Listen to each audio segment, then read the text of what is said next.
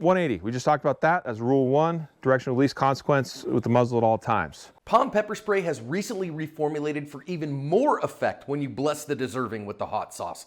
Palm is what I use between a harsh word and a gun, and encourage everyone to do likewise. I had somebody yesterday in the intro class, when they got done, they were doing decocker instead of pressing the trigger. And I get, like, hammer down, well the decocker, that's the logical choice in that instance.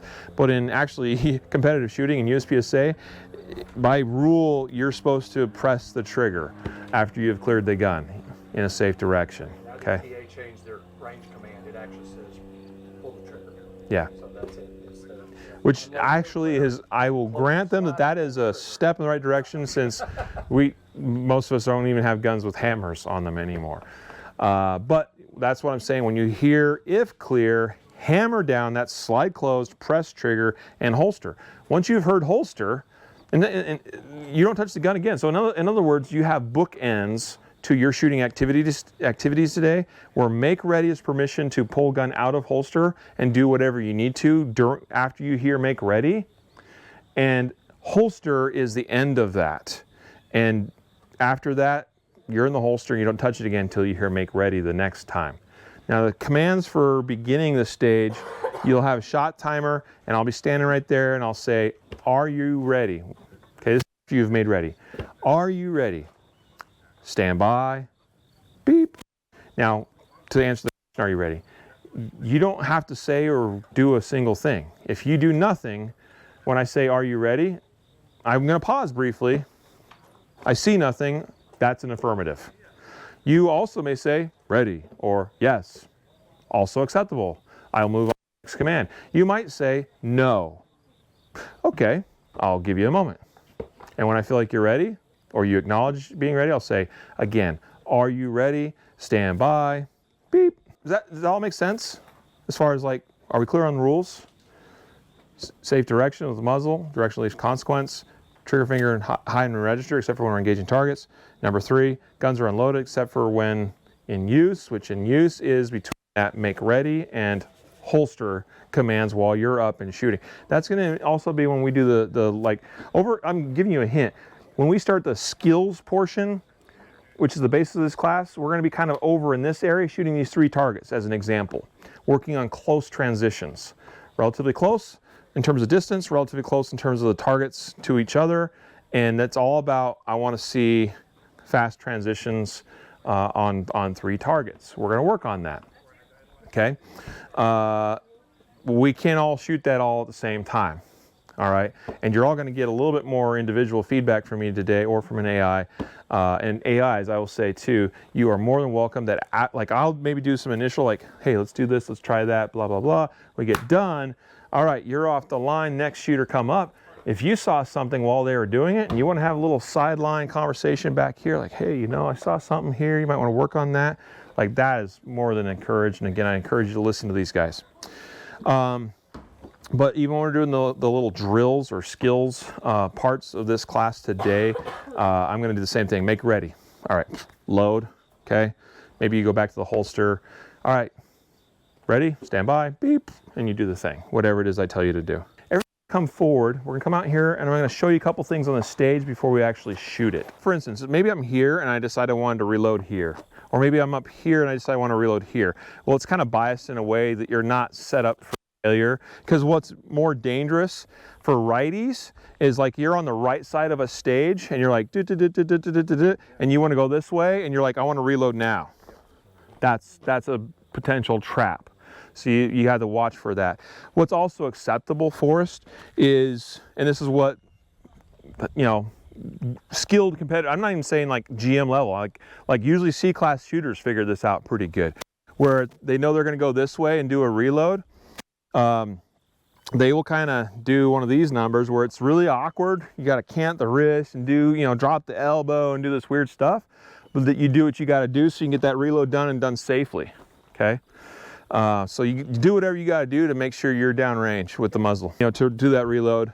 Whereas it would be more natural if I could simply do this, but you do what you got to do. Thank you. Yeah. So it's important to understand your own personal capabilities and limitations, and plan for those. And again, I don't care what you do as long as we abide by the safety rules. This is that rear fault line I referenced. So this is perfectly perpendicular or in the same plane as the 180 that we've been talking about, okay? These are also, all of these are fault lines. What this means is that all shots fired must be from within these fault lines. This is this is within the shooting area. Make sure you're where you can see my feet. This is within the shooting area, okay? This is within the shooting area. This is within the shooting area. You see, I'm not touching anything outside of it, but I'm on the actual fault line. This is not within the shooting area. See that? I'm still mostly on the fault line, but I'm just making a little contact. This is certainly not within the shooting area. Obviously, this is not as well. However, this is within the shooting area, okay? Because I have nothing contacting outside the shooting area, outside the fault lines. So the point is, any part of your body, if it's touching outside of these fault lines, that's not considered within the shooting area. Is that clear? And if you fire a shot outside the shooting area, then it's a procedural penalty. Okay, I'm not overly concerned about that today, but I will make note of them. You're here to learn how to shoot, and this is like a first time for many of you. So I'm not like super, you know, gonna be like, oh man, you just racked up 6 procedurals. That means you zeroed the stage. Nah, I'm not that concerned about that. But you need to know that that's how the rules work. What about makeup shots? Makeup shots encouraged. Well, if they're needed, Yeah, right. right? If we're making up alphas with alphas, that's pointless. Yeah. Making up, you know, Charlies or Deltas with alphas, that's okay. Certainly if you have Charlies and Deltas only, yeah, that's not a bad idea. Or if you have misses completely. Miss, yeah. Absolutely. Yeah, so this is what you call Comstock scoring, meaning that you can shoot as many rounds as you need to, but what are we scoring? We're going to score the best 2 hits on every paper target, and all steel must be struck. And typically I like to work with falling steel because there's no question of like it either went down or it didn't. Here we're going to just make sure we see hits.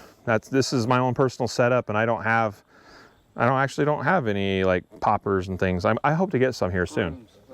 The throom, we use them on indoor range. The throoms are cool too. I even use that to trigger moving targets. And I know that Throom's a sponsor of the event, and they sponsor my event, and I like shooting steel for matches. Auditorium. I use Throom all the time for different things, but for matches I like using steel because that's you typically always see. Although I have shot some indoor matches where we use Throom, and that's definitely acceptable. Okay, so here we're just going to make sure we hit at least the steel once. There is a steel down there. It's a 8-inch circle. These ones are 8 inches, but they're hexagons. They are what they are. 2 best on every paper target. Okay. Do not shoot through the walls, other than if you don't see it already. This is a opening. Okay. All right, but don't shoot through walls, and please be mindful of the edges of the walls as you're coming around like cover. It's pretty easy to think you're off of those and not, and I don't want my walls destroyed. Okay, now you get the chance to walk through this, basically right now. Take a nature break before we do that, because it is. I was going to give a nature break after walkthrough, but we can do a nature break and then a walkthrough.